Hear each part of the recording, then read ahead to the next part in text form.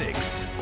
Tennessee lawmakers want to tighten the bail bonding and GPS monitoring systems. A deadly mistake allowed a man to bond out of Tennessee jail without a working ankle monitor. That man returned home where investigators say he killed his ex-girlfriend.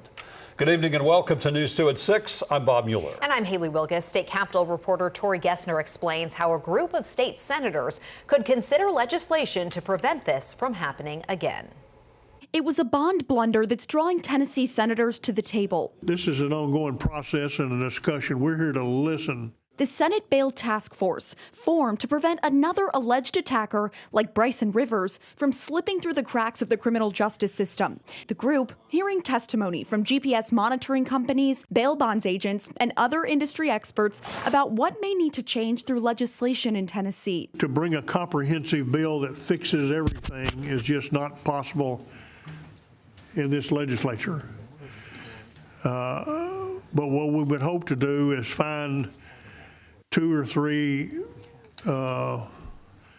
items that we can focus on. One item, addressing the conflict of interest that comes with owning both a bonding and GPS monitoring company. There were men at that point, and that is extremely concerning because the whole point of the legislation was public safety, and someone violated the public trust by not being a good actor. They put their self-interest ahead of the public interest. The Tennessee Association of Professional Bail Agents says monitoring companies have a financial interest in keeping a defendant out of jail and wearing a GPS, encouraging lawmakers to eliminate it. To some extent, that might be something that this panel needs to look at, is whether or not it would be in the public interest to have a situation where if a defendant has violated the terms and conditions of their release, then at that point in time, the monitoring company is not entitled to a single dime. A representative of a company that makes monitors explaining how much the quality of the technology varies.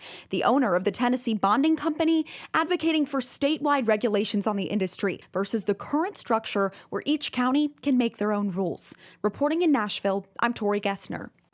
Last month, a Nashville court ruled the bonding companies involved in this case did not break any rules. As for Rivers, he is currently being held in Mississippi after being denied bond. The Senate Bail Task Force will draft a report to present to the General Assembly, suggesting some potential legislative changes that could be addressed in the upcoming session.